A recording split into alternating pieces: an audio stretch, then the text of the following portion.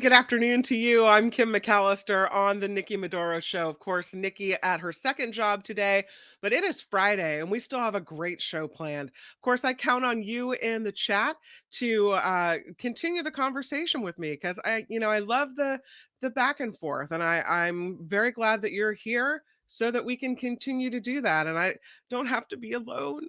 I'm going to put right now the link in the chat. So if you feel so inclined, there's something you want to talk about, maybe even a topic that you'd like to bring up that I didn't cover, there it is right there. You're more than welcome to come on. You can be on video. You can just have a picture. You can have just the mysterious gray screen. So you don't have to be on camera at all. But it's our way here on the Nikki Maduro Show of continuing that conversation that we had on KGO, where it's a community conversation. The first thing I should probably remind you to do is please click the thumbs up button. It helps us grow the show. We appreciate it, and it's free and something you can do to help us out. Of course, the super chat is live, and I can already see the wonderful contribution from Rick Cohn. Cohn, Koehn. Am I saying it right, Rick? Rick Cohn with a $25 super sticker. Thank you so much. The show is crowdfunded. Of course, we can't do it without your help. So we do appreciate any help that we can get. And of course, you know where to find us, thenikkimadoroshow.com. We've got the Patreon set up and the PayPal set up, and it's all there. You can also find some other things on the website, the merchandise site. So you'll find where you can get your Nikki Maduro sweatshirts and they're not called fanny packs anymore, crossbody bags or whatever it may be. And also there's links to the podcast and to other shows. So worth checking out, the nikkimadoroshow.com. And again, thank you so much for all your contributions and all the ways that you participate in this show. Okay, so let us begin by talking about this submersible. I'm I'm kind of annoyed with the people that were in charge of putting out information because they told us 24 hours ago, a day ago, that they had heard the banging, the intermittent banging every half an hour to make us think that maybe there was someone down in the deep depths of the ocean purposefully making these noises. But they didn't tell us that the US Navy caught on their listening devices the sound of the implosion. They didn't release that information until yesterday. I kind of feel like they allowed the world to have false hope. And that's really what it felt like yesterday during the press conference was hopes being dashed, didn't it? Just kind of a big letdown, as I think everybody was hoping that they would find these people alive, that somehow there would be this miraculous rescue and that these five people would be okay. And that was not to be. We know today that they are searching officials, the ocean floor, for evidence. They are trying to figure out right now who is going to be responsible for the investigation of what's being called an international disaster. The formal inquiry hasn't been launched because the maritime agencies are still busy searching the area where this vessel fell apart. So I guess depending on who finds what, they put it all together and they figure out who's going to be in charge of the investigation. The debris field is a third of a mile, maybe, very close to the bow of the Titanic. And I can't get it out of my head that the Titanic has claimed more victims.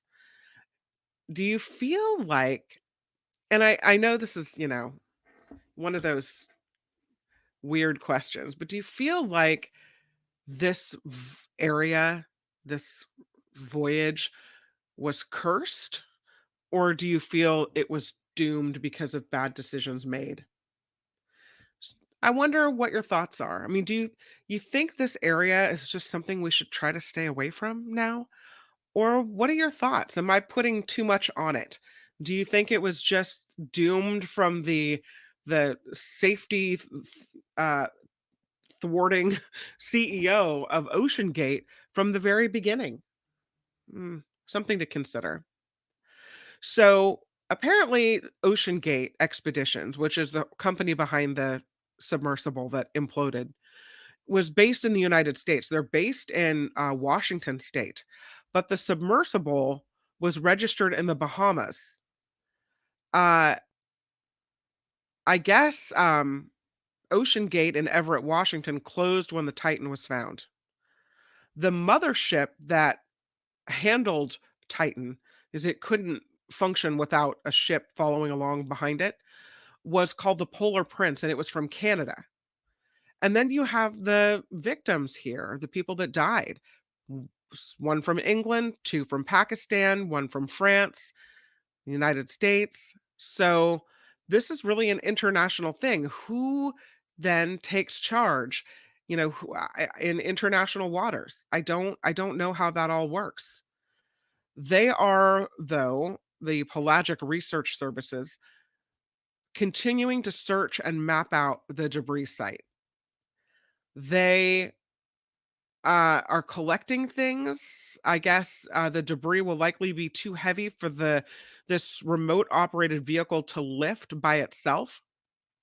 So any attempt to bring it up from the ocean floor will have to be some type of larger operation. And they're going to be on site doing the missions. These are ROV missions for another week as they pick everything up.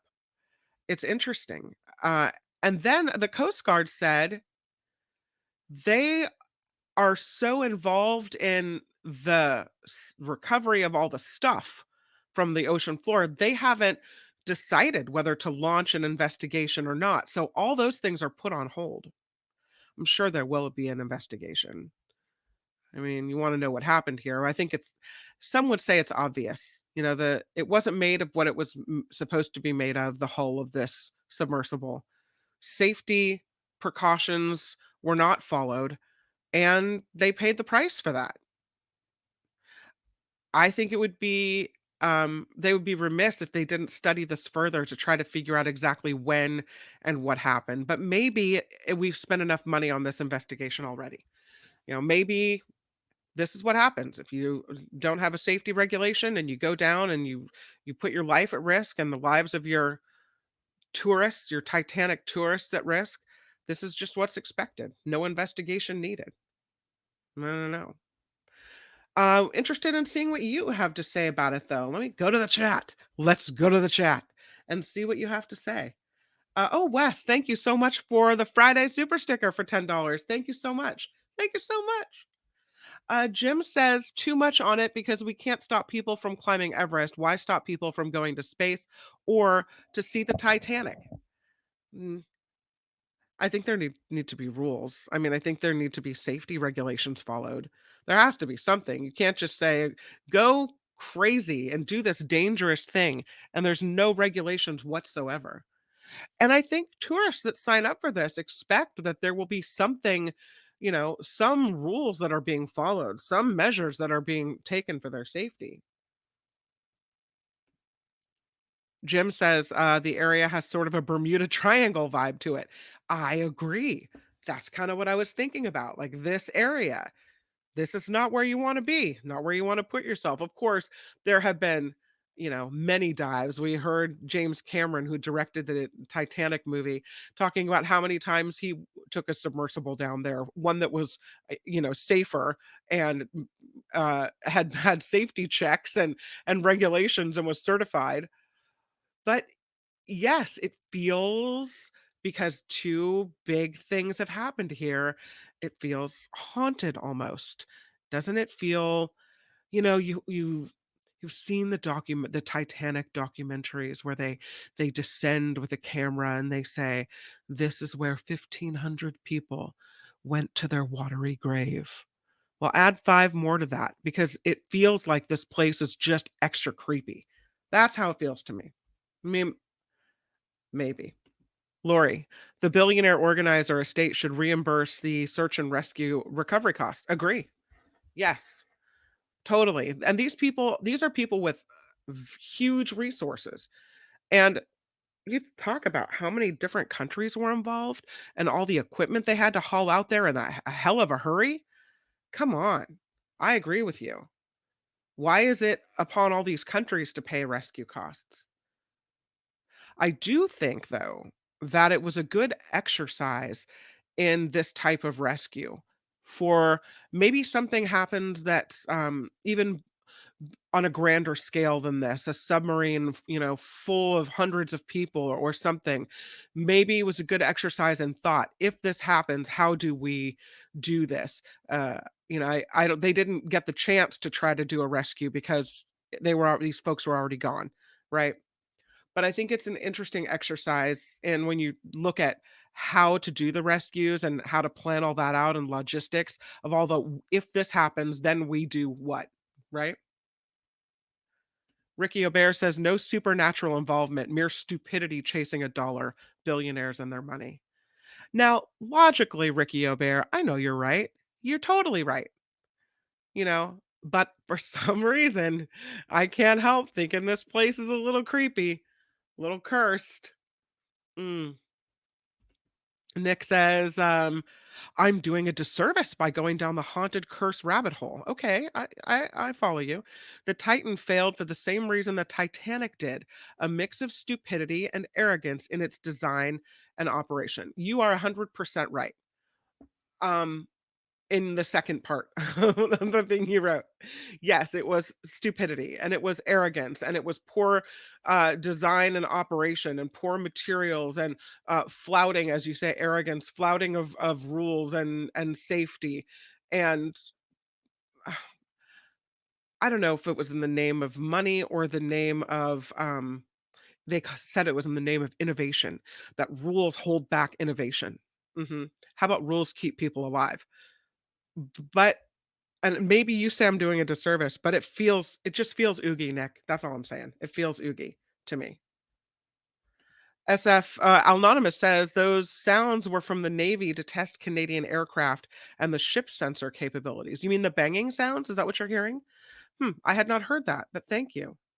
Vilma says explorers take chances. Tourists shouldn't have to. It's a smart thing to say. Explorers do take chances, don't they? We've seen that with the people that went into space first, right? I mean, you don't know what's going to happen. So, yeah, the tourists didn't have to. They just wanted to. I think they may have expected more care to be taken, though, Heather. I think when you're going to pay $250,000 on something, you expect it's top notch, right? Although the friend of Hamish Harding, when they were on Necker Island talking about, hey, let's go do this. The friend backed out. He said he looked at it, found out there weren't any safety certifications on this submersible. And he said, no, thank you. I don't want to go. So it's not like people like Hamish Harding didn't know there were risks involved. His friend that was supposed to go on this trip with him didn't want to go.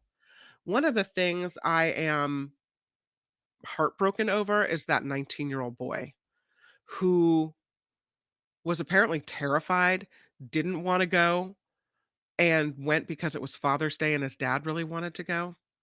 Yeah.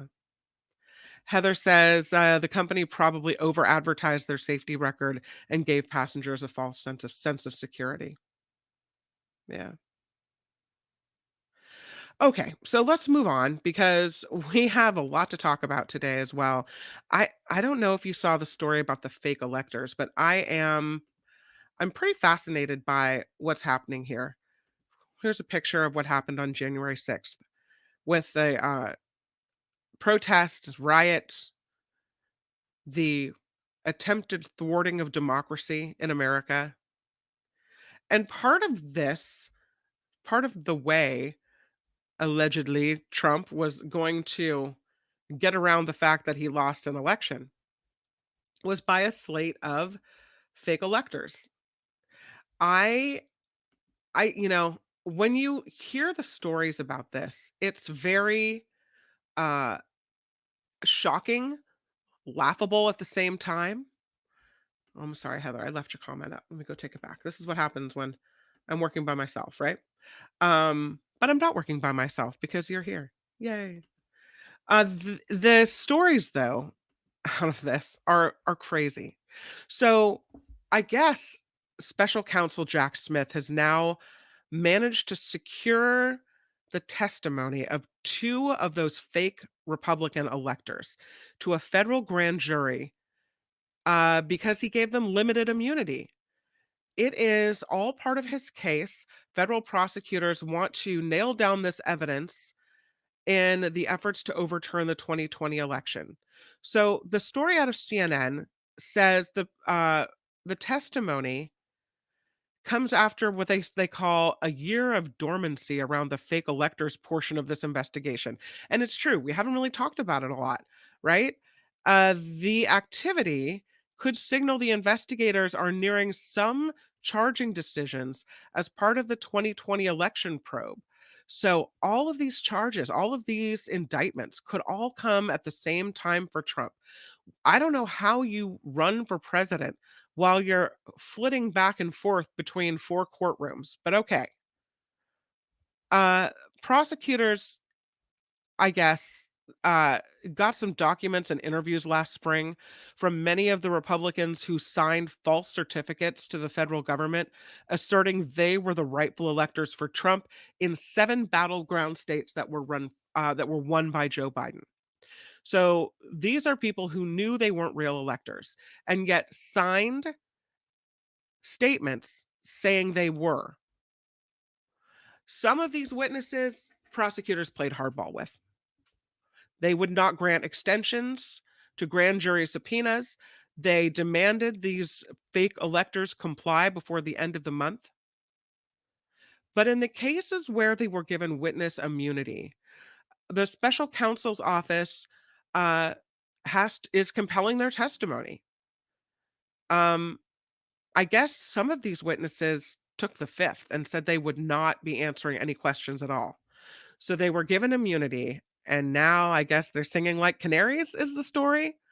This testimony, which has been compelled, is allowing the special counsel's office to lock in witness statements and information that other investigators just couldn't get because people were not talking.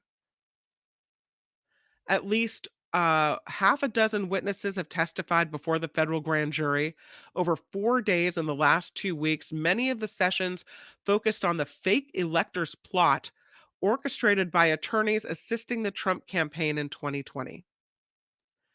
So I can't wait to hear what they all have to say. I want to hear what motivated them, what compelled them. Do they feel bad being part of this whole scenario? Or am I wishing for too much? I think I'm wishing for too much. Apparently not clear if Trump is a target in the fake electors aspect of Special Prosecutor Jack Smith's investigation here, but they have looked at the former president's everything he did, everything he said after that 2020 election. They secured the court ordered testimony from former Vice President Mike Pence as well. I'm interested. I can't wait to hear what the next thing that pops up about this is. What do you think? Do you think it's okay in order to get to the heart of the matter here to give immunity to these people that tried to get in the way of democracy? Does it make you mad or do you just want this to come to a resolution? Vilma writing the false electors I think you meant thought that Trump would remain president and they would get a pardon or immunity. Lori doesn't want them to get immunity unless they're implicating a major player. I think that's probably what's happening here. Yeah. Um, John writes, I wonder when Rudy is going to stool pigeon on Trump. I don't think he will. Maybe, but I don't think he's well. Doesn't it seem like he's not really mentally well? John says a lot of these maggot cult members are going to start flipping because they don't want to go to jail. Their loyalty only goes so far. Yeah, when your personal freedom is threatened, maybe you sing in a different tune. I am fascinated by how this is all playing out. And I am a bit annoyed that people that were involved in such an egregious way, in such a bunch of liars to be fake actors in this scenario would be given immunity. But as Lori said, if it means that you can get the bigger players in this game, in this case, then okay. Because before that, no one was talking, no one was saying a word. Yeah. Wes says it's always the case. Immunity goes to some bad guys to get the worst guys. They're always looking for that bigger fish. And Square says, yes, if it leads to prosecution, that's good. Suzette shares my fantasy of seeing Trump in an orange jumpsuit. She says, I hope Trump goes to prison and can't ever, I think what you mean is run for office again. Yeah, I think that's good. I might be satisfied with an agreement that would allow him to home monitor at Mar-a-Lago, which is not the farthest from prison you can get. But signing a statement saying he will never run for public office again, that might be good enough for me. Because I just want him far away from our country, our seat of power, anything having to do with being in charge and opening his mouth. It would be nice if the agreement also would have a stipulation about, his ability to use social media, the internet, and speak to a larger audience. But I get free speech and all that. Conviction, yeah. Anonymous, you can also find news of congressmen recently asking to release all footage due to suspicions of FBI agents disguised as MAGA to instigate. Jim wants Trump to be labeled an enemy of the state and exiled, but that's too much. He'd just be exiled to a fancy estate on a fancy tropical island. It's not a real punishment. John talking about bronzer being smuggled into prison. Yeah. So I don't know. I feel like it's good that this part of the case is finally coming to light again, being discussed, and that they're really leaving no portion of what happened there uninvestigated. But I'm frustrated that some people may just walk away from this, and they did something horrible to our country. So that is how I feel about that. Did you guys see President Obama speaking? You know, when you haven't seen someone for a while and then you see them and they've just aged incredibly. That is how I'm feeling about former President Obama, because he really is looking kind of old here. But he sat down with Christiane Amanpour and had a discussion about Trump and everything that's going on. Let's see if we can't listen to this. Hopefully it's not a commercial before the... Yep, it's a commercial before the commercial. Always is. Yeah. Sorry, you guys. We'll get back to that in a minute after the commercial runs out. But I feel like President Obama has dramatically aged. Maybe because I hadn't seen a recent picture of him in a while. He has some interesting things to say, though, about what happened, what's happening with the indictment of former President Trump and what it means for democracy. So, okay, now that the commercial is over, now let me share it with you. Sorry, I didn't want to make you guys sit through that. Together. Yeah.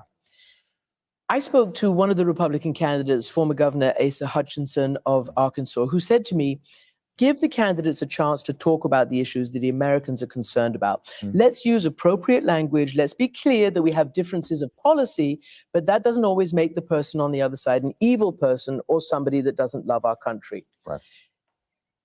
Do you think the Republicans will coalesce around that kind of message? No. There's no evidence that that's where their head is at right now. Now, that doesn't mean that that's not attainable over time. Look, it wasn't that long ago that I got a lot of Republican votes. It wasn't that long ago where John McCain was the Republican nominee and actively shut down a speaker at a town hall who was saying that I was illegal alien bent on imposing Sharia law on the United States. And there are still a bunch of folks who are more politically conservative than I am on social issues, on economic issues, but who I consider good people, thoughtful people, who I learn from and who I enjoy conversations with. And so the polarizations that we've seen in our national politics is not identical to what's happening on the ground. But what is true is that partly because of where people are getting information these days, the siloing of information. If you are watching Fox News, I've said this before, if you're watching Fox News or following some right-wing radio host or getting Facebook feeds within that bubble, your reality is different than if you read the New York Times or watch your program. And when people are getting such fundamentally different facts, or what they think to be facts, and their worldviews are so skewed in a one direction or another, then it's very hard for democracy to work. So this is the reason why I've been spending a lot of time both in the foundation and in other work talking about these problems of misinformation, not just the kind of misinformation that we see Putin engaging in the Ukraine situation, not just during election time, but just this constant demonization of the other side, making people fearful of each other. And unfortunately, I think that's going to be a problem that gets even more pronounced with the advent of AI and deep fakes and all these challenges. Yeah, that's former President Obama. And I agree that, Vicky, that he still looks good. Oops, that's not what I meant. That he still looks good. Yes, he does still look good. He is super handsome, always. But I just feel like we went from middle-aged Obama to kind of older fellow Obama, and I didn't see it coming. James saying he's so right. It's one of the things I miss about, used to hear both sides of the issues without a lot of super crazy ideas. Yeah. Um, I mean, that's what we do here, right? Because we're sharing ideas with each other. So it's not just my opinion, it's everybody's. It's what we're trying to do anyway. Suzette writes, I can't understand MAGA people. They look so poor, missing teeth, all probably have sad lives, but they love and adore an orange man. Yeah. Talking about Trump, Vilma writes, Trump only cares about Trump when it comes to the law. If you break the law, you're on your own. Trump will not help you. Talking about former President Obama, Liz says, I love his laugh. Yeah, I do too. Mindy says he was so handsome when he was younger. He still is, though. He just has gotten really gray. And it seems like it happened overnight, but I just probably wasn't paying attention. Suzette misses smart presidents, as do I. It's time. Yeah, it's the gray. That's what it is. It's the gray. Yeah, Kevin. Yeah, people do age. He still looks good, but it was just it took me aback. He talked a little bit, former President Obama, about what he thought about the whole Trump indictment thing. Um, he says it's uh it's complicated. The president of the United States has a lot of equities. He said, when I was president, I would deal with figures in some cases who were allies, who, if you press me in private, do they run their governments and political parties in ways I would say are really ideally democratic? I'd have to say no. He talked a little bit about Chinese President Xi Jinping and working with him on climate change, trying to find common interests. I think they were discussing the Prime Minister of India coming to the United States. Um, Obama acknowledged he worked with Modi on climate change as well in other areas, but that raising concerns about Indian democracy has to also enter into any diplomatic conversations that you may have. Yeah. He said, part of my argument would be that if you don't protect the rights of ethnic minorities in India, there's a strong possibility India at some point starts pulling apart. He said, "We've seen what happens when you start getting these large internal conflicts." Um, he says also that no democracy can thrive with high levels of social or economic inequality, which I would argue was what we have in America. He used examples of the overcrowded migrant boat that sank in the Mediterranean this month. We're going to talk about that in just a minute, killing hundreds, that received comparatively little attention compared to that missing submersible found near the Titanic. He said it's some ways it's indicative of the degree to which people's life chances have grown so disparate. On Trump, Obama said that um, it's a sign of democratic norms being eroded.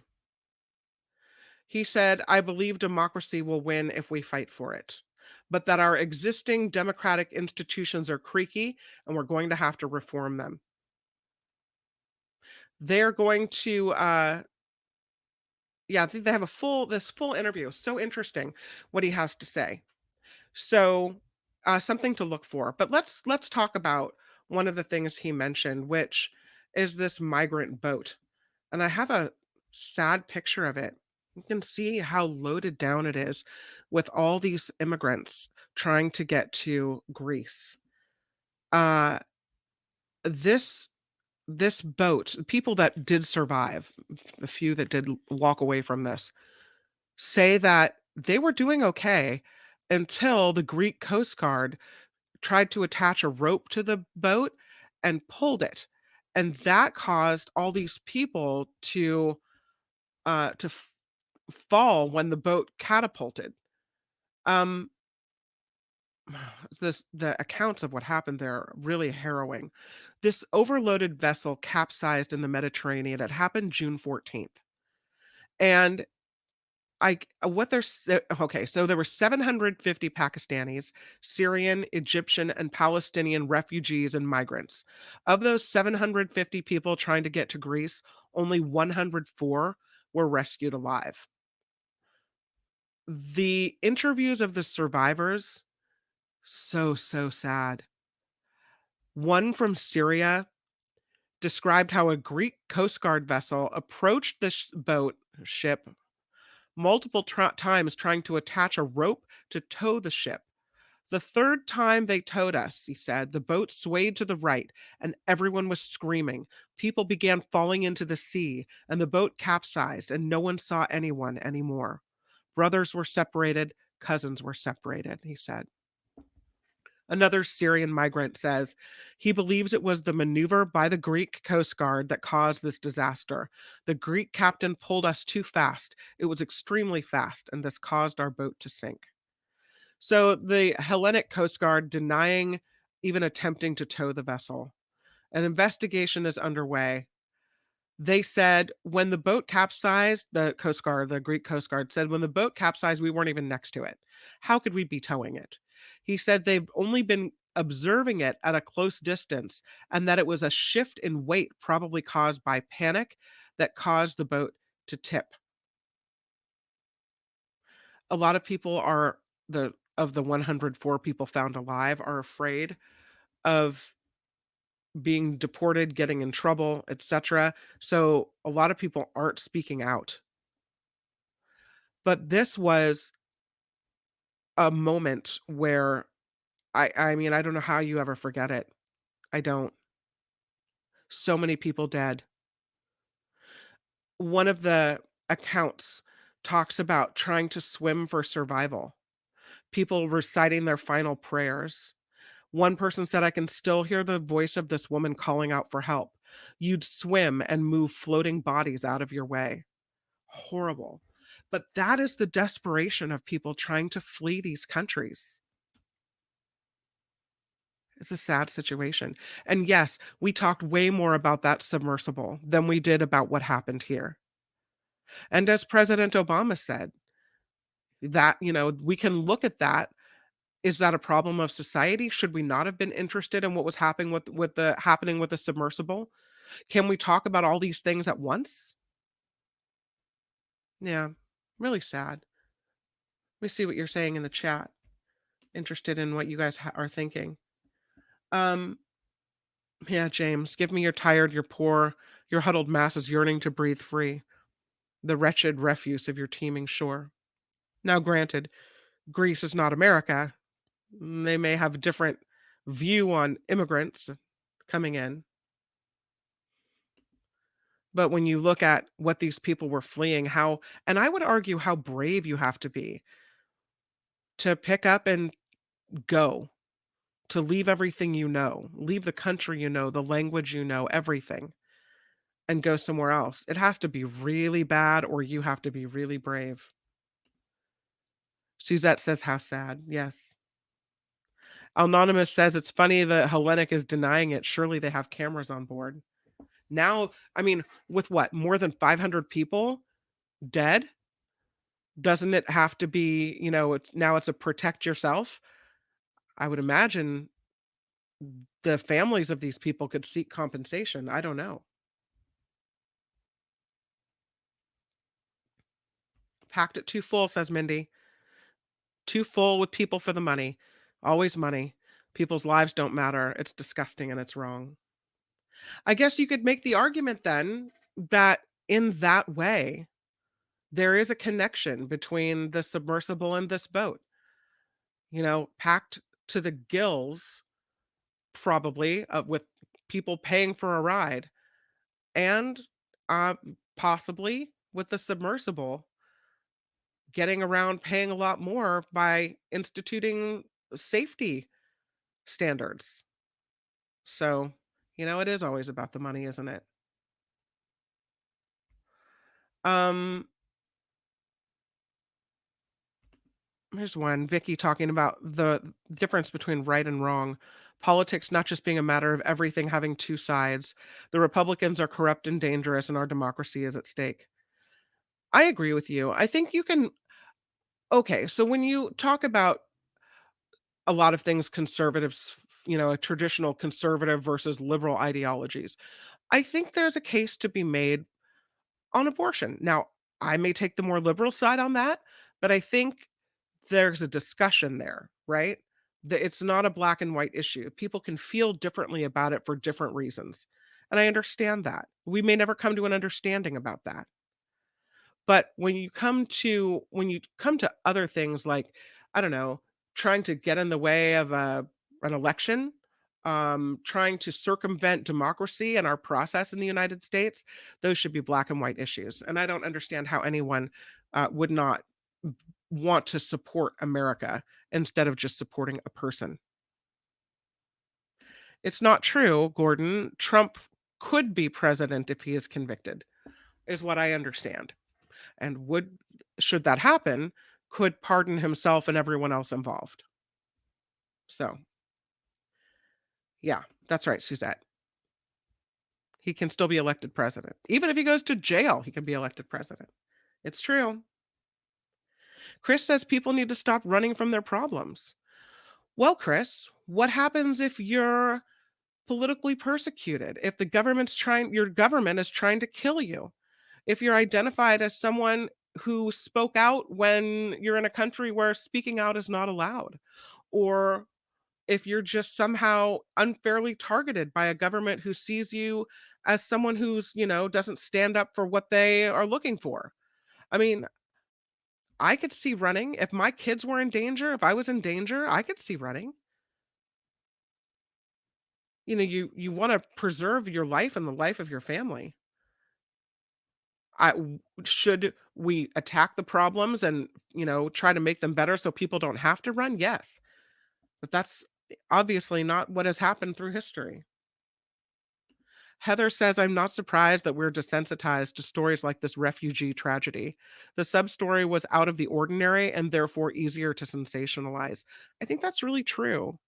And its connection to the Titanic, you know, and the fact that these people were so different than most of us, these billionaires with 250K to blow on such a trip, on an excursion below the sea to see the Titanic.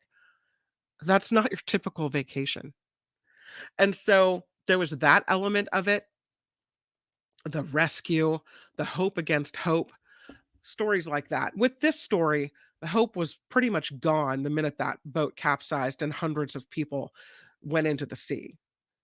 But there was an element of the clock is ticking, the sub is missing. How are we, are we going to find these people alive? Is this going to be a feel good story at the end?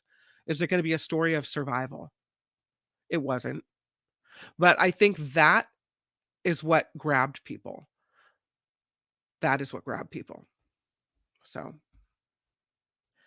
um, Mindy says, how do we fix this problem with a president being able to make wrongful or bad pardons? Don't vote for that person. That's what happens. America gets it right. Have they always? No. Have we always? No. But hopefully, America gets it right, right? The vast majority of immigrants are hardworking. They want a hand up, not a handout, says Harry. It's true. Yeah, Wes says the mystery and the fascination of the Titanic just added to that story.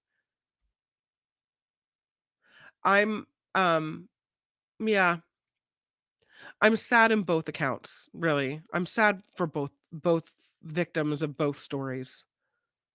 I can't imagine being so, and the really the differences, we have one submersible full of millionaires and billionaires connected to the high society families of America and other countries.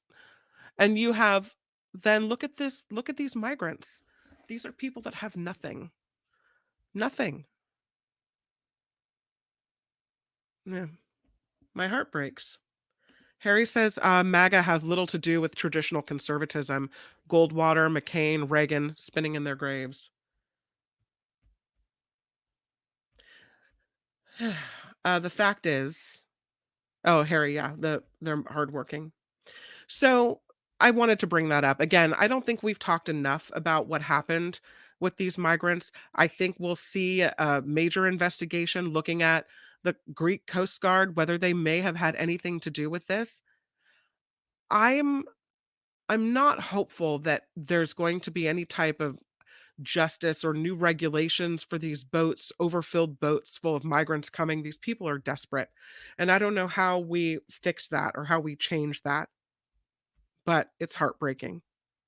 Okay, so I want to get to a little bit of news if we can. And then I would like you to know that it is Friday and we will have Tim Sika coming up at 1:30. So we will be able to talk movies on this Friday. I'm always loving my Tim time, so I'm very excited about that. But for now, let's take this picture away. Let me see if I can't get my news theme to play, and thank you for your patience with me. Here it is. Now, from around the world to up your street, the Nikki Maduro Show presents News Czar Kim McAllister. The U.S. Navy says a top secret military acoustic detection system heard what is suspected to have been the implosion of the Titan submersible. According to a defense official, the Navy began listening for the Titan almost as soon as that submersible lost communication with its mothership on the surface. Shortly after its disappearance, Sunday, the system detected what was likely the sound of an implosion. That, according to the U.S. Navy. Why they didn't say this before, I don't know. Coast Guard conducted a 5-day search for the Titan. So far, it's not saying when the Navy disclosed the acoustic detection. All 5 passengers on the Titan likely died instantaneously. The Supreme Court has yet to release a pair of major decisions for this term. We've been waiting for them. They did not hand down the rulings on cases involving affirmative action or President Biden's student loan relief plan. 2 cases set to determine if colleges are able to use race in admissions decisions.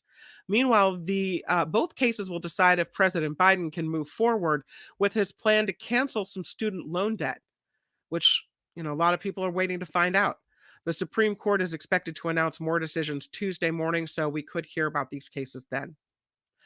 Attorney General Merrick Garland defending the integrity of the Justice Department amid accusations that Hunter Biden was given preferential treatment on his tax and gun case. Garland telling reporters Trump appointed U.S. Attorney David Weiss had complete authority on how to handle this case. The president's son recently agreed to plead guilty to a pair of tax related misdemeanors and to avoid jail time. A former IRS employee told the House Ways and Means Committee the agency recommended additional felony tax charges against Biden, but the DOJ slow walked the case, is what they say. Huh. The Attorney General Garland said he would support Weiss testifying on the investigation when that time is appropriate. The White House, again, marking 1 year since the Supreme Court overturned Roe v. Wade. Press Secretary Karine Jean Pierre said President Biden stands with the majority of Americans who believe abortion access is fundamental. She called on Congress pass legislation to restore abortion protections. She said adding the High Court's decision opened the floodgates for extreme abortion bans. So far, we've seen those in 18 states. The president today also signed an executive order to protect and expand access to contraception. There's a new report, Zillow report, that shows Americans who are looking to move out of on their own were had almost double the available housing in 2021. About 8 million individuals or families who lived in someone else's home in 2021 compared to the 3.7 homes for rent or sale. That according to Zillow. A senior economist at a real estate marketplace company, Zillow, saying in a news release, comparing the housing market to a high stakes version of the game of musical chairs. So just not enough places for people that want to move out of someone else's house. Dr. Dre, we talked about this. He is being honored with the first ever Hip Hop Icon Award. He was celebrated at the ASCAP Rhythm and Soul Music Awards in LA. The rapper's musical contributions and impact on the art and culture of hip hop earned him this award. The celebration also tying into the 50th anniversary of hip hop. So something to celebrate and be proud of for Dr. Dre. Yeah. In Los Angeles, the LA City Council is expected to vote today on whether to suspend a colleague while his criminal case plays out. This is embattled Councilman Curran Price, who's facing 10 counts of embezzlement, perjury, and conflict of interest. He's denying the charges. While he's already stepped down from some other roles, he refuses to leave his city council seat. Today's scheduled vote comes despite the arguments of community members and many of his supporters who believe Price should stay in office because he is innocent until proven guilty. So, meanwhile, a couple other city council city council members in Los Angeles arrested, along with about 200 other people at a hospitality worker union rally. So they're fighting for the workers. The Unite Here Local 11 rally yesterday featured a march down Century Boulevard near Los Angeles International Airport. The closure of that side of the major artery was approved in advance, but 2 hours into the march, workers started spilling onto both sides of the roadway, and that's kind of what did it here. So police issued dispersal orders and then arrested 200 people for failure to disperse, among them council members, two Los Angeles City Council members. So that happened in the Southern California area. But in Florida, because it is Friday and we do that, there will be a somber remembrance. I don't know if you recall the story where a Surfside condo building collapsed. Remember that one? That um, killed 98 people. So the town of Surfside, Florida, and family members and friends of the victims will hold a remembrance ceremony in the park across from the now vacant lot where Champlain Tower South once stood. The exact time of the collapse was 1:22 a.m., and that is when they will be out doing the vigil. It will apparently happen. It will go on until the time the 98th and last body was recovered, which was on July 20th. So there will be somebody out at that park keeping vigil. A permanent memorial for those victims is in the works, and the land where the towers once stood, the Champlain Towers, is being sold and is being redeveloped. So it will be a whole nother place. It won't be a memorial to those victims, sadly. Let's see if there's any other breaking news that I wanted to bring you, and I don't see any, but I do have some business news.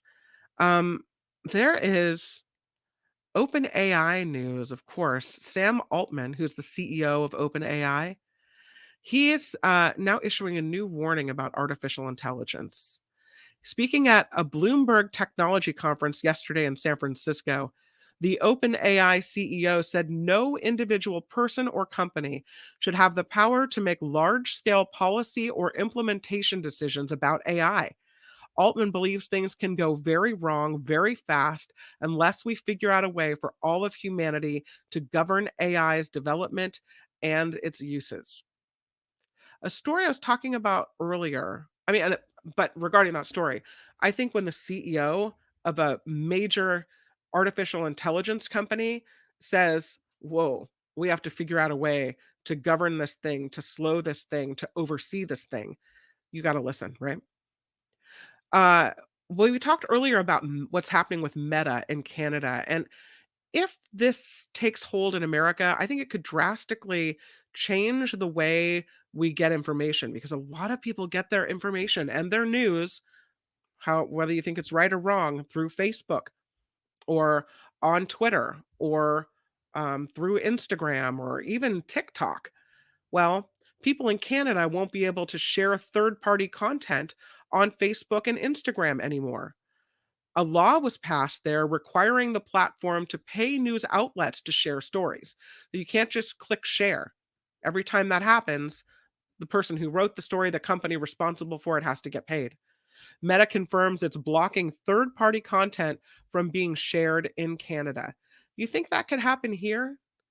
Or you think we value money and advertising and Facebook and the tech companies too much to put restrictions? I don't know. Here's a here's the last news story I'll give you. This is another story from Zillow.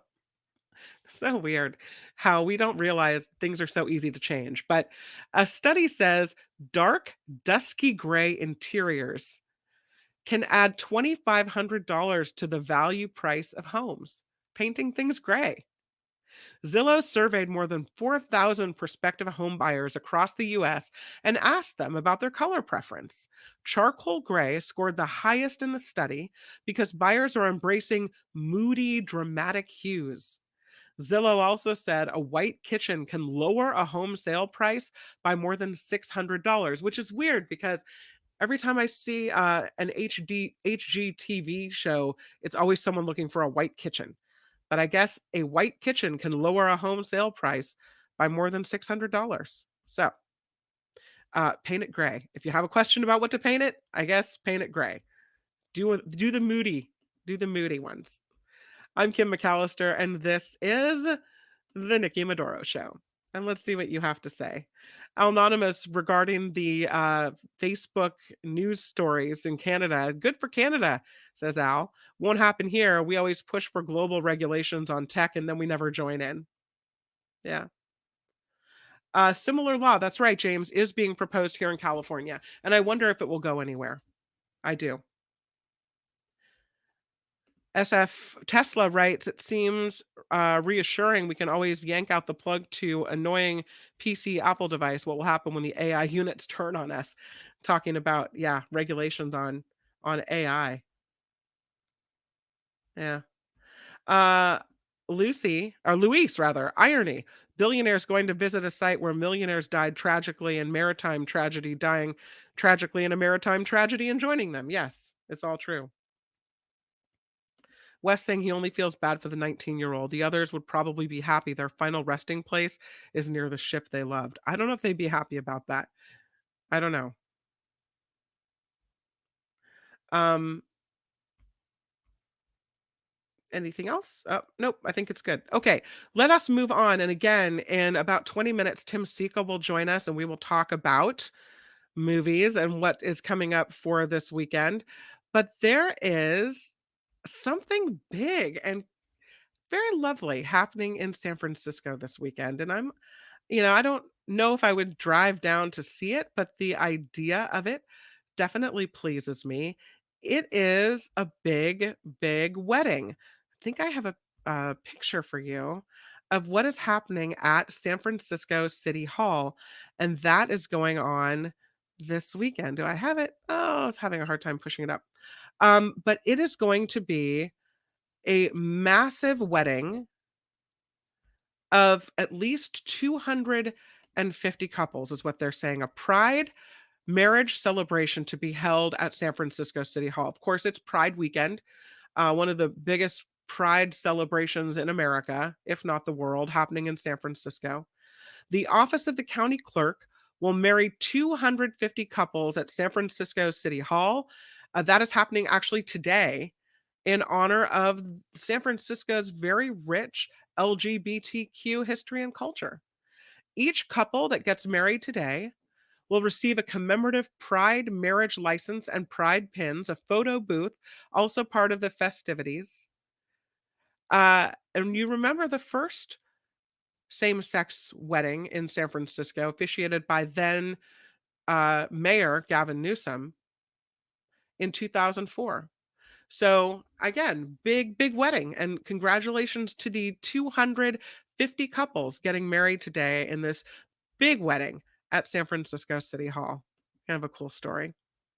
Of course, it is wildfire season already. We're seeing little wildfires pop up around the Bay Area. In the Oakland Hills, you remember the firestorm that happened there.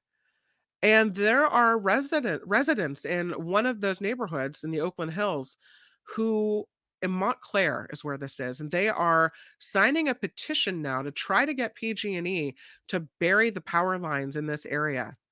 They say they're worried they could lose their homes or maybe their lives if the power lines aren't buried. They want these lines put underground. They say they're fearful another firestorm like the one that killed more than 2 dozen people and burned thousands of homes in 1991 could happen. So 2,200 people thus far in Montclair have signed this petition begging, urging PG&E to bury those power lines there. One resident telling KTVU, "We're just worried this is a fire trap. We think the right thing to do is bring these lines down in a neighborhood like this that is so risky." PG&E has said it's prioritizing burying the lines in the neighborhoods that are the highest risk. They have announced a plan to put 10,000 miles of lines underground, and they want to have 2,300 of those done by 2026, but they have not included Montclair on that list. They say there are power lines in higher risk areas that are really in need of attention more than the Montclair areas. But neighbors say with previous fires in those hills and public safety power shutoffs, they need a permanent solution to try to prevent these wildfires. Residents say PG&E is aware it's a huge issue. Turning off the power, making our grid unreliable here to make sure we're safe is not the total answer. And CAL FIRE does consider the East Bay Hills a very high fire severity zone. PG&E saying we look at all high fire risk areas, then we do risk modeling to just see what eliminates the most risk. But residents say when there's warm winds and the weather is hot, it keeps everyone up at night because they're so worried about what could happen there. Um, One of the ways to reduce risk, and they're calling it a 99% risk reduction, is to bury the power lines. Um, so I mean, I understand. I tend to think if you're in an area that had fires caused by PG&E lines blowing down, that just because of what happened there, your town should be on the list, right? Your neighborhood should be on the PG&E list. On the other hand, there are places that haven't burned that maybe PG&E is more concerned about. What do you think about that?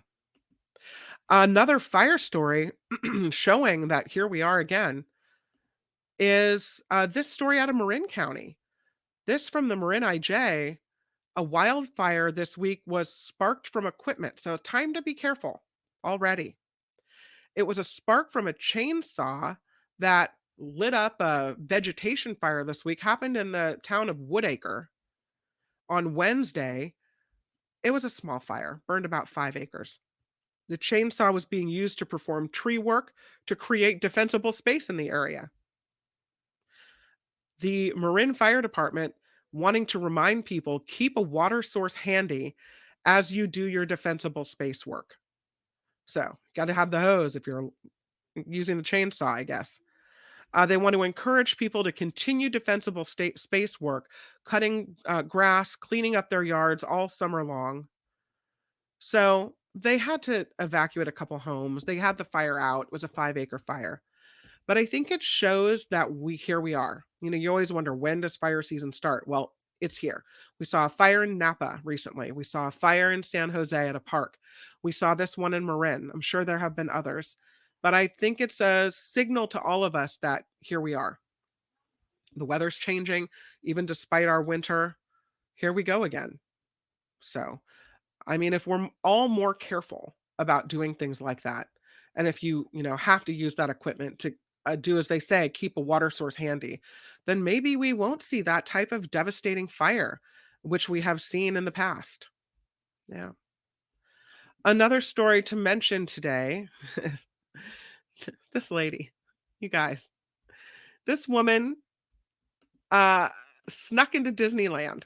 How do you even do that? I don't know how you would get past security and sneak into Disneyland, but I apparently this is what she did. Snuck into Disneyland, and they knew that she was coming in, and they tried to arrest her, but she made a run for it and tried to hide in a ride in order to prevent her arrest or being kicked out or whatever she was trying to do. This this fine woman, she hides on the Big Thunder Mountain Railroad ride. And okay, so she's arrested last week for allegedly trying to sneak into Disneyland and then trying to evade police by hiding on the Big Thunder Mountain Railroad. She jumped the turnstile at Disneyland to head into the park without paying for a ticket. Didn't have the hundred and some odd dollars it would cost, I guess. A bystander said the woman was hiding in the Big Thunder Mountain Railroad before she was arrested.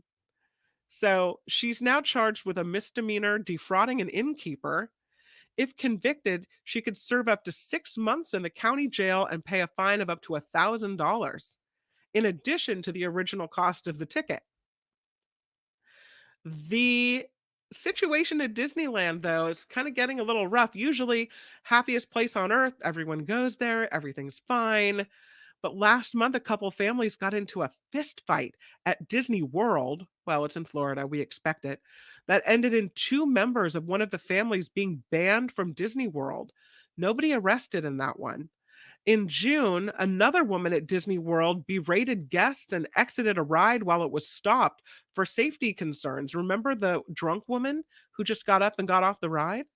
So things are heating up at Disneyland, but I think it's interesting to know that if you were to try to sneak in and get arrested, 6 months in county jail, $1,000 fine plus the original cost of your ticket. That's what you're looking at. Ah, it's an exciting day at Disneyland. Meanwhile, looking at sports, there is an attempt to do this Moneyball act. Have you guys heard about this? Kind of interesting. Here's a picture of the A's, swinging A's. Um, Yeah, so this is a story where there's growing support right now for the Moneyball Act. It would make the owners of professional baseball teams who relocate their teams pay up for leaving their hometowns behind. So, of course, the A's trying to move to Las Vegas. It seems like this is getting ever closer to actually happening. Representative Barbara Lee and Mark DeSaulnier introducing the Moneyball Act to ensure the Major League Baseball is accountable to its communities. So here's what the act would do. It would require owners of any professional baseball teams seeking to relocate more than 25 miles away to compensate the state and local authorities they move away from. Oakland Mayor Sheng Tao, Councilmember Rebecca Kaplan announced a resolution Thursday in support of the Moneyball Act resolution, legislation, I should say. They say the A's plan to leave East Oakland would absolutely devastate the economy in Oakland with a huge loss of revenue, jobs, commerce. This is where the A's have been for 50 years. A lot of people, work in these games. A lot of restaurants around the ballpark rely on the income from people coming going from the games. BART, with the all the extra train service as well. If the team owners don't cooperate with the Moneyball Act, the league would have to answer to the antitrust laws that they have been exempt from for more than 100 years. So, the resolution by the Oakland mayor and council member will be on the agenda for next week's Oakland City Council meeting. Meanwhile, Congresswoman Barbara Lee is still trying to drum up support from other members of Congress to try to get this through the House Judiciary Committee and to the floor. Again, all about money, putting local communities, putting people and what they want ahead of business. So, what do you think? Should there be a Moneyball Act? Would that give pause to these teams that are checking out? I wonder. I don't know of any restaurants near the stadium I'd go to, says Ron Cook. Okay, point taken. M. Oak says it's BS, like charging someone who moves from California a fee just for moving. Yes. But if I move from where I live to a cheaper state, I suppose you could say the local businesses are affected because I won't be shopping here anymore. I won't be paying property taxes here anymore, that type of thing. So I guess I take your point. Yeah.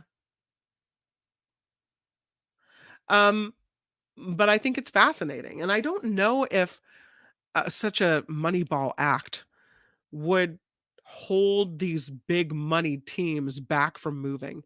You got a better deal, you pay the money and you go. I guess it depends on how much money. And if we'll just use the A's as an example, if the A's did have to pay Oakland to leave, what kind of a difference would it make to the actual people of Oakland? Would programs be put in place to help build another stadium to try to attract a different team? What would happen? What are you going to use that for? Gordon likes it. Says Moneyball Act, pass it. I want to do it. All right. I hear you. Um, you have a hole in the middle of the road. SF Tesla wants to know if you should send us a picture of the hole in the middle of the road. Sure. Send me a picture of the hole in the middle of the road. Love it. Regarding the PG&E story, SF Tesla writing, Morgan Hill, PG&E, and contractors are hard at work burying an entire transmission facility, which is blocking the main road at Main Street. That's what you're talking about, the hole in the road. Okay. Yeah, I'd love the picture. Let's talk about it. Suzette has success. My interiors are gray, black, and white. Well, apparently, score for you. Velma talking about colors. Yes. Susan says gray walls are boring. There are a lot of vibrant colors to choose from. Gray is depressing. Although, have you ever seen those houses where you look, take a peek inside and it's like color overload and it's very off-putting? Wes says California. No way. Wes is in Florida. He says California just sent me a back tax bill from 2016 saying I owe California $5,000. I'm wondering if I should pay it. I think you have to pay it. Find out if it's right. Right? You find out if that's accurate. Even Wes moves away. California is still trying to squeeze money out of you. Crazy. OCB says only if the team stadium is funded by said state. If the stadium is privately funded, then the team shouldn't have to pay. Good point. If the city, county, state put up money to build, but for how long as well? Like, what if it's a 60-year-old stadium? Does that matter? Does the age of the stadium matter? Mm. Yeah, you gotta look into it. The taxes of $5,000. You really do have to look into it, but I think the tax issues will catch up with you even if you're in another state. So, All right, just a few stories that I wanted to talk with you about today. That Moneyball Act is pretty interesting. I feel like, uh, I don't know, maybe it could keep teams in place, and maybe it could give them pause before they move. I'm not sure, but it's interesting, and I think that if Barbara Lee wants something like that, that she will move heaven and earth to try to make it happen. I can't see myself saying no to Barbara Lee if she wanted my vote on something like that. Yeah, I don't think so. There've been a lot of shootings and violence recently in, in the Bay Area. We have in San Francisco, the suspect in the Embarcadero shooting isn't going to be charged. That's the one on Father's Day that happened at Pier 39. Uh, the there was a man, a 33-year-old Pittsburgh man, arrested in connection to that incident. He was charged with a number of things, including negligent discharge of a firearm, wanted felon in possession of a firearm, booked on an outstanding warrant. But the DA's office Friday said it'll discharge the case against him for further investigation. This was a shocking one. And, you think about take the picture off the screen there. You think about the victims, right? The people that were shot or were injured in all of this. Of course, then you have me with a bloop, bloop. Yeah. You have the people that were actually hurt. A girl, 10-year-old girl was hurt in a crosswalk by one of the cars fleeing. People were hit by flying glass, shattering car windows. And you had two people in these vehicles shooting at each other that were hit by bullets.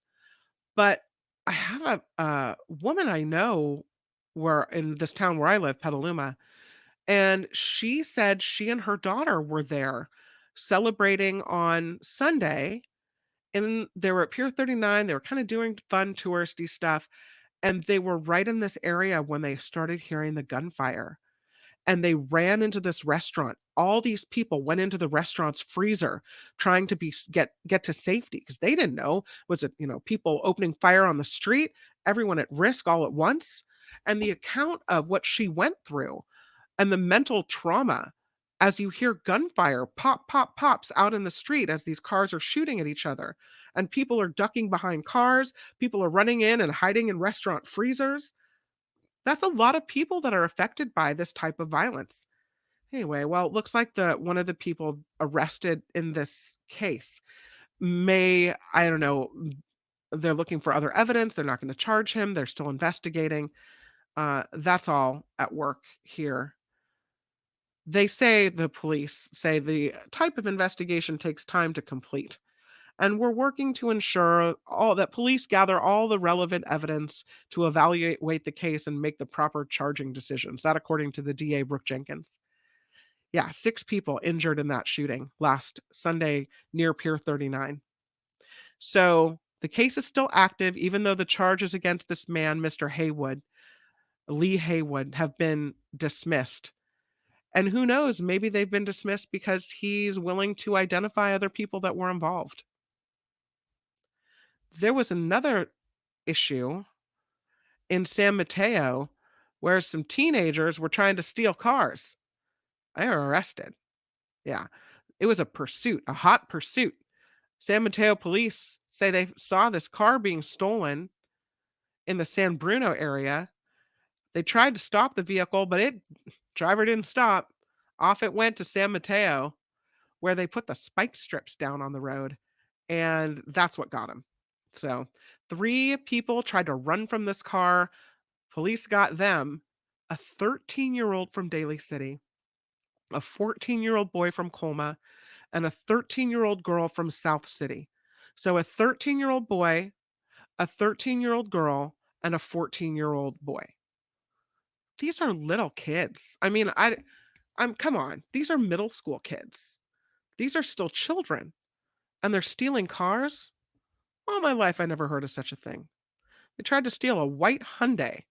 What in the ever-loving world are people thinking? I'm telling you. That's crazy. Did you see the pictures of this car that was stolen that crashed into a home in Oakland? Yeah. Well, it happened this morning. Driver found unresponsive in the vehicle that crashed right into a house. It's like my worst fear. Do you ever look at if you're trying to think of moving to a new place, like look at its position on the roadway and try to figure out how likely is it that someone would crash into my house or that someone would smash into my car in the driveway? Is it on a bend or a curve in the road? I once had an uh, experience, I'll say. Well, twice now. I live on a street where there's a curve right in the roadway. And sometimes at night, people that have been drinking have a really hard time navigating this curve. One time, a guy on a motorcycle hit the curb and went flying right into my mother's front yard and knocked on our door. And I answered the door, and there's this guy covered in blood in a motorcycle outfit with a helmet on and just does not look good. Another time, it was a young woman in a yellow truck who did not navigate that curve, hit it, and the truck flipped over multiple times in the street. I saw the truck still turning and moving as I picked up the phone and looked out my bedroom window and called 911 and then ran out to the street. And I remember it was littered with glass and I was barefoot. And still I could hear her moaning in the truck. So I tried to take a few steps out toward the truck. And one of the neighbors said, "Don't, I wouldn't do that. It could be a lawsuit if you try to go help her and she doesn't make it." I heard the sirens in the distance, so I backed off and she did not survive.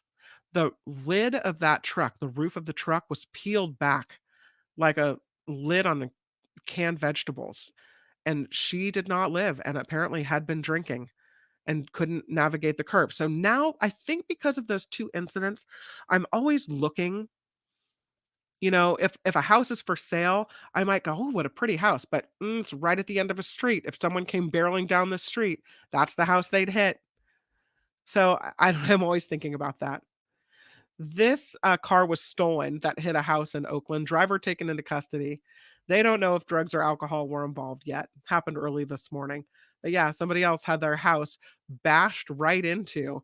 It happened, at a home in Oakland this time around. Do you guys ever feel that way? You ever, I don't know, consider all the bad things that could happen before you move in somewhere? I know. Um, Heather says, "I knew how to drive by the time I was 12." See, I was shocked that 13 and 14-year-olds are arrested for car theft. I don't know. Calvin wants them charged as adults. Liz is surprised they knew how to drive. I am too. I am too. Uh, OCB, houses and trees jump out in front of them. Yeah.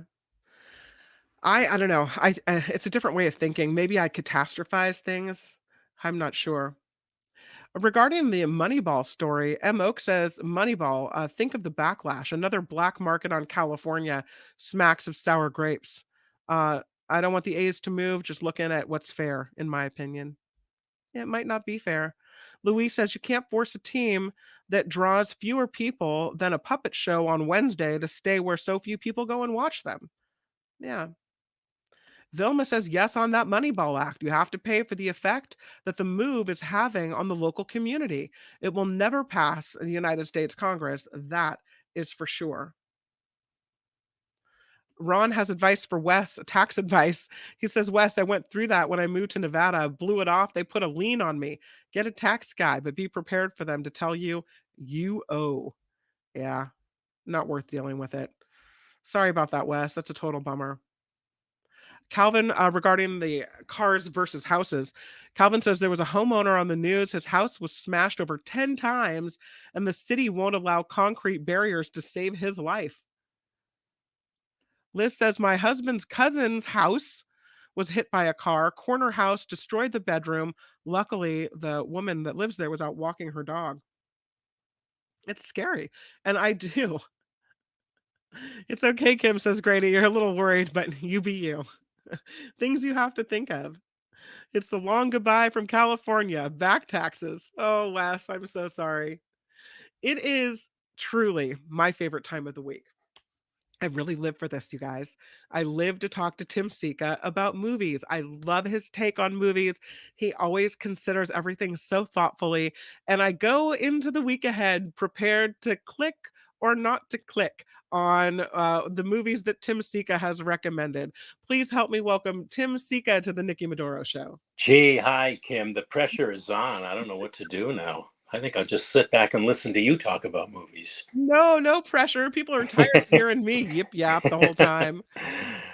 So yeah, I do. I am excited. I have watched a couple of movies this week where I thought to myself, Tim would not approve. Which Mm-mm-mm. ones were they? I'm curious. Stupid movies, just stupid like romance movies where I got to the end of it and I thought, what a horrible waste of my time.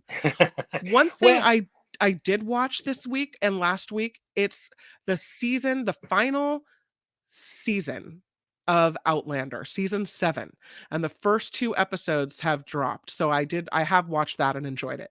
yeah, that's a big romantic series, I'm Mhm. told, isn't Yes, it? it Yeah, yeah, is. uh-huh, yeah. Some sexy times going on in Outlander. Yeah, a lot of sex. Didn't one I read somewhere, I could be wrong about this, but didn't the lead actor later on after he had filmed, I think a certain season or something, lamented the fact that he had done frontal nude scenes or something? Is that from that show, from I Outlander? don't think that they did frontal nude scenes. You can see his tush, but I don't think you can see his package. Okay, well then it's a different series then. Yeah. That yeah, yeah. Well, yeah, as you know, I'm very much behind in my TV watching, so I've been seeing, I have my husband's college roommate was a film major at UC Santa Barbara. oh, And he always said that the more a studio promotes a movie, mm. the worse that movie probably is. And I have seen so many ads for No Hard Feelings, and I'm kind of getting a little leery. Like, does that mean we're in trouble? Well, good question, because I thought exactly the same as you did. I thought, oh, we're in trouble. I saw the trailer for this movie, and I thought, from all indications, after having seen it, the trailer, it looked like it was going to be one of those tacky sex comedies, from the Porky's school of sex comedies, or maybe even American Pie, tasteless, tacky, somewhat gross. Hmm. And this one did start out kind of tawdry and tacky, but surprisingly, it morphed into something else entirely.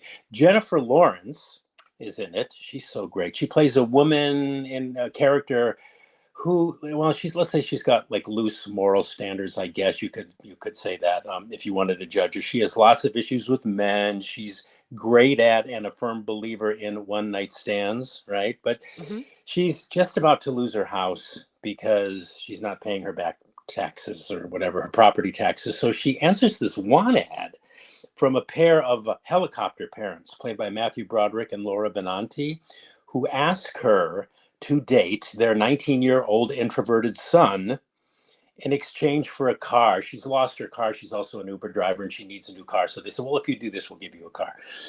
The 19-year-old kid is about to head off to Princeton in the fall, but he's very sheltered. He has very little life experience outside of his room. And the parents want this girl to, as they say, quote unquote, date him hard. What does that mean? Are they saying that they want her to yeah. have sex with their son? Well, yeah. I mean, Because that's weird. That's pretty obvious. Yeah. Well, the father just wants to open him up and give him some life experience that they think he will need to survive college. Princeton. The parties at Princeton can get pretty hairy. Anyway, that's the premise. And yeah, like I said, it starts off a little tawdry, but it turns into something a little bit more. As these two like unlikely young people, they learn more about each other and the similarities of their pasts, which have accounted for who they both are today. So it kind of becomes this sweet story about friendship and overprotective parents and letting go of the things that are adversely affecting you and your life in the present that keep you stuck and that prevent you from moving on.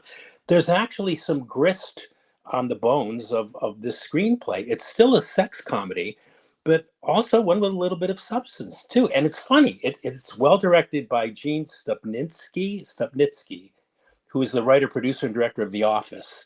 So he's got some, comic chops and comic cred in his resume. The acting is very good. Jennifer Lawrence, in my book, can do no wrong. I mean, that probably helped me to enjoy this movie because Yeah. I just like watching her. She's not only a great dramatic actress, but she's a great comedic one. She's good.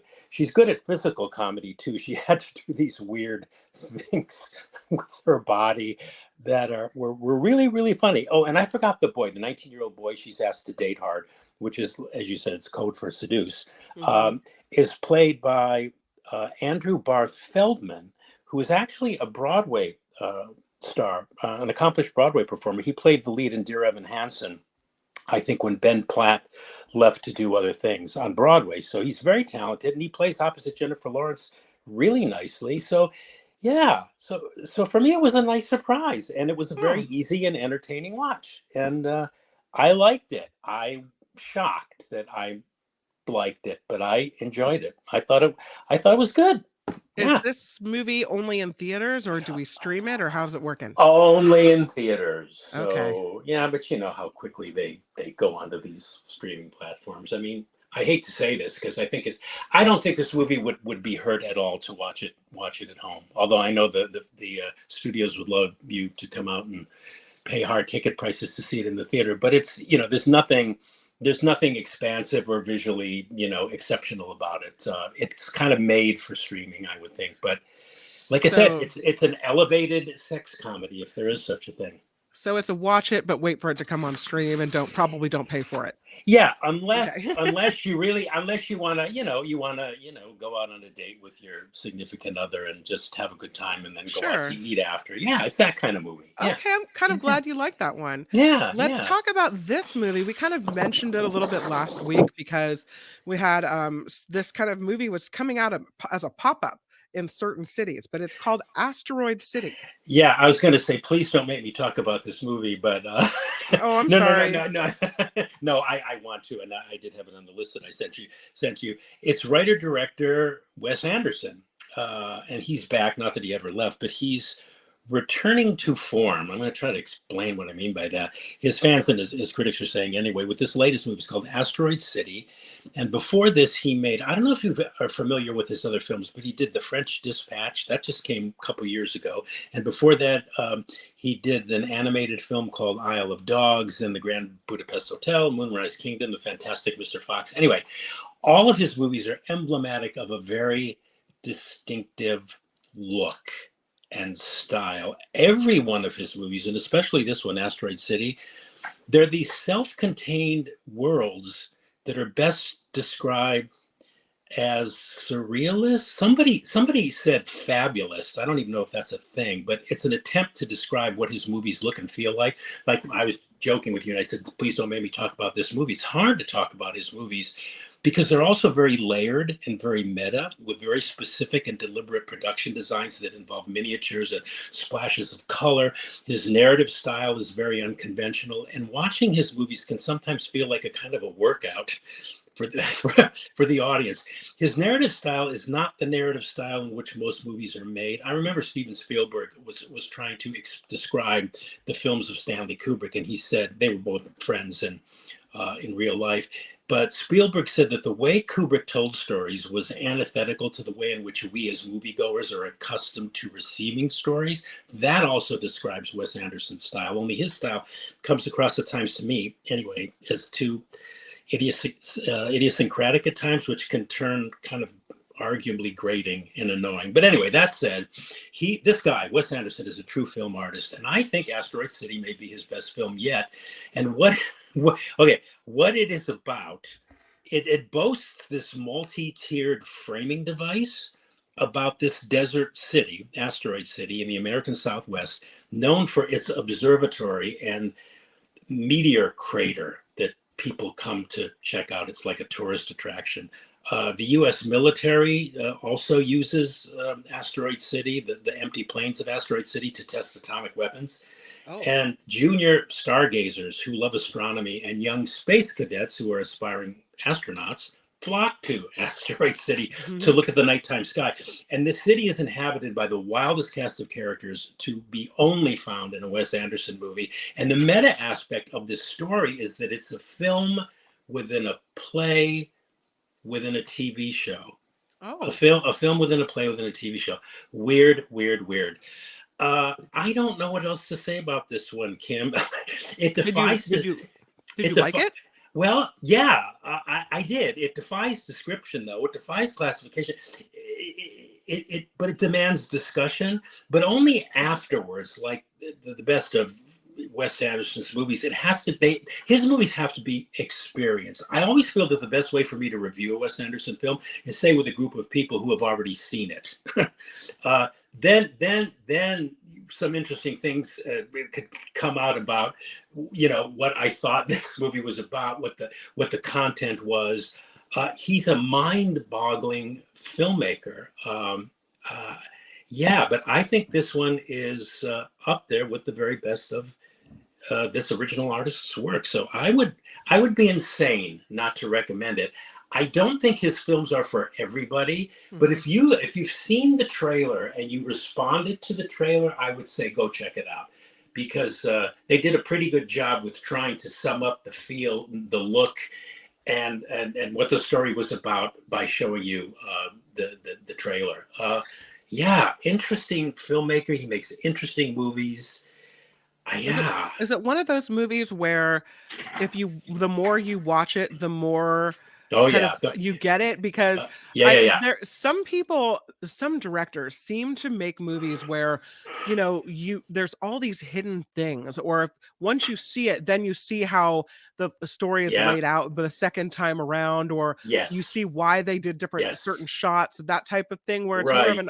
a film where you need a better understanding with a second go around. He is one of those directors, although I'm sure he gets every single bit, the first time around. His films are like, what are those things? What are they? Russian the Russian dolls, No, the Russian dolls where you keep the nesting dolls, yeah. yeah, the nesting, that's like his movies. Yeah, they just this layer. You discover one layer, and then you go, oh my God, there's another layer here, and oh my God, there's another layer here, and oh my God, there's another. And it Yeah. helps that his films are amusing. I wish they were funnier for me, but it helps that there's humor in his movies, and at times it almost seems like he's kind of like poking fun at the audience, saying, "Yeah, I know, this is like kind of maddening, but just stick with me, and I think you'll go away with something significant or whatever." But I wish his films were more consistently funny. But this one had its share of laughs too. It's just so his movies are just delightfully, insanely bizarre. I don't. It's Hmm. yeah. It's we have very interesting conversations about Wes Anderson films in. When we meet annually at the San Francisco Bay Area Film Critics Circle to vote on our awards. When Wes Anderson's films come up, boy, I'd like to have a tape recorder going so I could capture some of these conversations, because he's that kind of filmmaker. He really stimulates discussion. Yeah, yeah. So yeah. Let's jump now to past lives. I hope this is the right. Oh, you're a lot of muffling, but I think that this is the right past lives movie poster. At least I hope it is. Isn't it? Yeah, that's the one. Okay, That's the one. Yeah, okay. yeah, yeah. Yeah. I'm now. You like romantic movies, right? I tend Yes. to I tend to Yeah. shy. It's weird. It's either a thriller, like a political thriller, or an action flick, Uh-huh. or it's a romance. Those are my two that I really Yeah, enjoy. yeah. Yeah. Okay, well, this is, I'm coming a little late to Past Lives. A series of mishaps and scheduling conflicts with other films kept Mm. getting in the way. So, but the movie's now getting a wider release as of today. So, and I finally did get to see it. So I thought I would bring it to the attention of the Nikki Maduro show audience. This is probably, Kim, the best reviewed film of the year. Every critic I know who has seen it, publicists too who has seen it, they've gone bananas over it. They've Oh. raved about it. They called it transcendent, sublime, the best of the year, et cetera, et cetera, et cetera. So I was like, okay, I gotta, I gotta go see this. So at the first opportunity I had, I did get to check it out. It's about it's a kind of a romance. It's about two very close childhood friends who have a crush on each other, but their feelings have little time to go anywhere because the girl of the pair is moving to Canada, which devastates the boy. Then we cut to 12 years later when the two friends reconnect. They're older though, they're of college age, but this time because they're still living in different parts of the world, they only reconnect via Zoom. They get close again, but they both begin to wonder what's going on. And because they still live so far away from each other, are having a hard time dealing with these rekindled feelings for each other.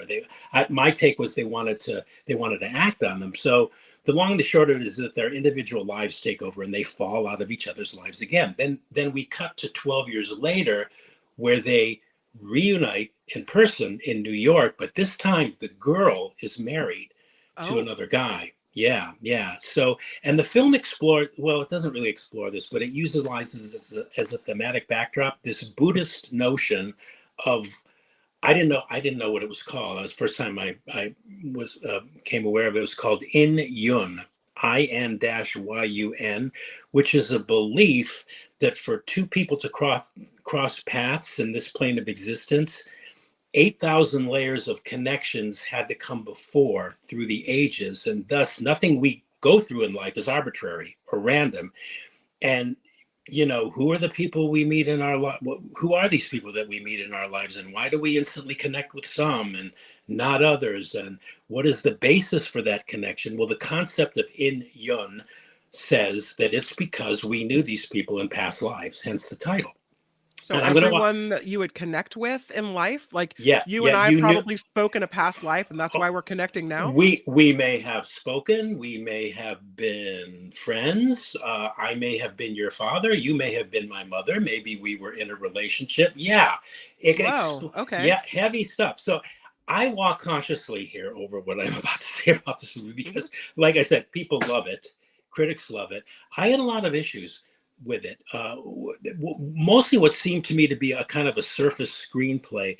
But any of the objections that I have, which will mean little to people who haven't seen the film yet, could be summed up in what I think upset me the most about this movie is that it is exactly the kind of movie that's right up my alley and that I champion. Screenplay by a playwright, first time movie, Celine Song. It's a victory for on-screen Asian representation. It's leisurely but confidently paced. It has a polished cinematic craft about it. It was visually interesting. It was about love and friendship and relationships with metaphysical underpinnings and content about the mystery of relationships and why we might be drawn to some people and not to others. But it didn't stick the landing for me. It left me cold. And I'm a romantic. But this movie, to be blunt, just didn't work for me. It seemingly has everything going for it. So why isn't it working? And why don't I care about these people who on the surface seem to be more interested in their own personal lives than with a life with each other? I asked a colleague why he found it such a sublime, and those were his words, a sublime experience. And he said, because it was a love story about unrequited love. To which my response was to him, I said, well, maybe you ought to see Henry Jaglam's Deja Vu, or Vincent Minnelli's The Clock, or David Lean's Brief Encounter, which is like the ultimate story drama about unrequited love, or even Somewhere in Time, which is a goofy kind of movie, but I still think those movies explore these themes in better ways. So in Mhm. deference to audiences and these folks who love this movie and my learned and arguably more knowledgeable colleagues, Mhm. the jury's going to remain out for me on past lives until I can see it again, which hopefully will make me see it more for what it is than what I think it was supposed to be. I didn't get it. I just didn't get it, you Two know? things kind of come to mind. First is, I mean, I'm fascinated by the whole 8,000 connections thing, but Mm-hmm. also the timing that it was in this, the way you describe it, it's all Uh-huh. about bad time. The reason they never Huh. connected was just because of bad timing. But also, this has happened to me in the past where I've heard a review or someone has built up this movie. Someone I've talked to that saw a movie has built it up to be this most Yeah. amazing thing that you're going to love, and you go into it with all these amazing expectations, Yeah, yeah, and it's almost like you're setting yourself up for disappointment, because if no yeah, one had said anything to you yeah, and you watched this movie, you might have gone, "Oh, that was a really good movie for all these yeah. reasons. I found it Uh-huh, interesting," or whatever. But because it was uh-huh. built up to be best movie of the year, this Yeah, is like the yeah, most amazing love yeah, story, then yeah. you're like, Was it the Yeah, best? that's it, Kim. That's exactly what happened to me. I admittedly expected to be at least mildly blown away by it, but yeah, I yeah, I think it's not a yeah, it's it you know, and I watch myself often when I'm either writing about films or talking about films to try to keep people's expectations at bay, because when I saw this, I kept waiting for the payoff. I kept waiting and waiting, and it was a nice movie. It was like an okay movie. It had so much going for it. It was intelligent. It was a different kind of love story, but at the end I just went, oh, that's the that's transcendent, that's sublime. I've seen what the film explored in other movies that affected me much more deeply than this one did. Yeah. That's the bottom line, which is not to dismiss the film. I don't think I don't think it's a dismissive film. I think, like I said, I think it has a lot going for it, but that's what drove me nuts. I thought, this is my kind of movie. It's got everything in it that I love. Why is it just laying there, and why am I not responding? I was totally Mhm. awake. I was totally there. I took a lot of notes. I thought, but then when the payoff came, which is apparently what blows people away, I just went, well, why didn't you just, you could have, at that time in your life, you could have just left what you were doing and gone to visit the guy, and maybe you could have reestablished the connection that way, and you could have been married and got the guy that you maybe were meant to have. But I know that's not the point of the movie, because the movie explores why. But I'm going, I got real mundane in my head going, you people aren't together just because you want to live your own lives, in Yeah. different parts of the world. So Yeah. so deal with it. Deal with. I mean, and that's probably the opposite reaction that the filmmaker wanted from people. So anyway, I'm playing devil's advocate here because I'll watch it again before I vote, because I Yeah. vote in different voting bodies. So I'll watch it again just to make sure, but I don't think it's going to make my top 10. Not right now, anyway. But We're talking a lot about streaming versus going to a theater, and Wes writes this comment. He says, I don't think there's any film that could get me into a theater again, which is kind yeah, of sad. He says, I have a well, big screen, a nice sound system, yeah. and patience. So I can wait till they come to home streaming. Yeah, that's what Wes said, is exactly what the studios are battling now. And I know too, as a film critic who will oftentimes, because I live in the South Bay, I will have to travel to San Francisco, which is like in good traffic, which is not always the case. An hour there and an hour back, and then I have to park. Then I have to Mhm. get to the theater.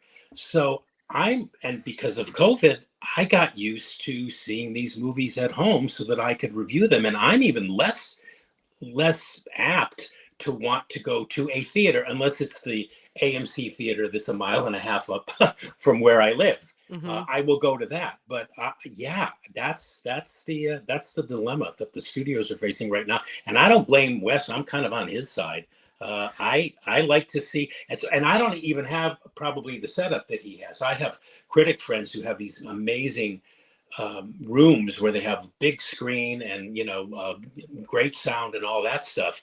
God, if I had that, I wouldn't want to leave the house, unless it was a movie like, say, the upcoming Oppenheimer, the Christopher Nolan movie about the Oh. man who helped develop the atomic bomb. They Mhm. say that that is a must see on in IMAX or on the big screen, because apparently the I've heard, again, this is hype and this is what I'm hearing, but people that have seen it, industry people who have seen it, have said that it's like really experiencing what it's like to be near an atomic blast. So it's supposed to be. So that's a movie that obviously, and the Mission Impossible movies too are ones Yeah. that are good in the theater, and The But you Flash, and But you've seen all these movie theaters closing down. I mean, the one in San I Francisco at the know, Westfield Center, that's the one, yeah, it would close because the mall is struggling, but there was another one, I wanna say in Albany, and yeah, one of those old-timey theaters right, that just right, announced that it was closing down. yeah, So you yeah, have these movie theaters that are struggling and just not surviving, and that's kind of sad because then when you yeah, do wanna go, they're yeah. gone. I think movie theaters aren't going to go away. I think they'll be more like event only, sort of like with an event only emphasis. I think people will go out. It's really, I mean, this is cyclical because in the 50s, remember, well, I don't remember the 50s because I wasn't born, but in the 50s, they had, when television, actually late 40s, early 50s, when television came in, the audiences decreased hugely. They stopped going to theaters because they had television. So Right. what they came up with were these reserved seat roadshow presentations. It was like going to a play, 70 millimeter, 6-track sound, these event movies where people would pay top dollar and go even get dressed up and go out and see these movies, which you could only see and experience in a big venue. So maybe we're going back to that. That would be great. I Yeah. mean, I'd go for that. I'd love that. So I have to tell you, and I know we're kind of out of time, but I Oh just yeah, wanted we are. I wanted to tell you this, that I watched this movie called Extraction 2.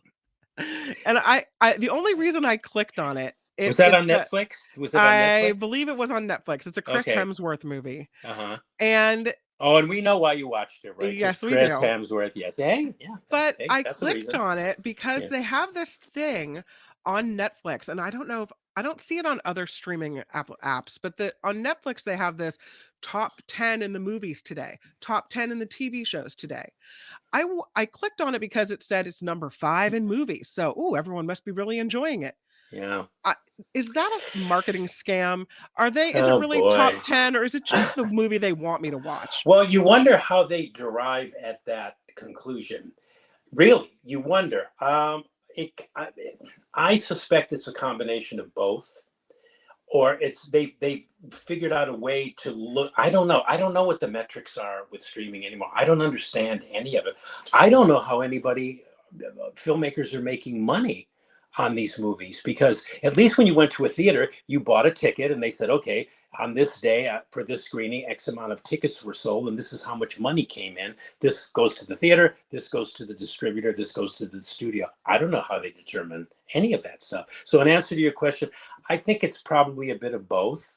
Yeah. Yeah, because some of these number one movies that I've fallen into that too on Netflix, right? Well, oh, this is the number one movie. I'd look at it and going, "You're kidding." Exactly.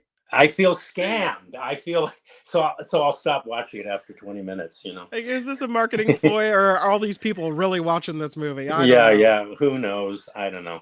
Tim Sika, I adore you, and my Friday time with you is among my very Thanks, favorite. Kim. Thanks, Kim. Well, back at you. I adore you How too.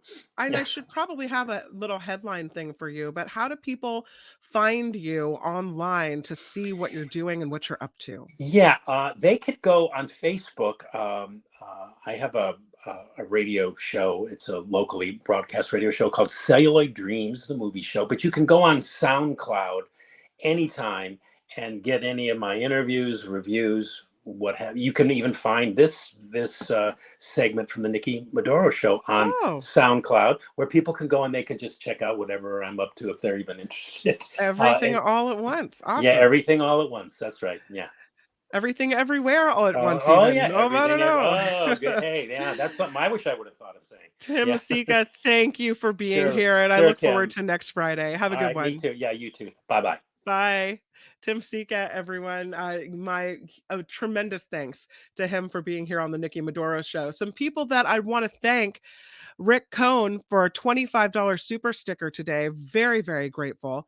Wes kicking in with $10 as well. Wes, the way you support the show and participate, very grateful to you. Al Anonymous with $5. Well, not quite the Kim McAllister show.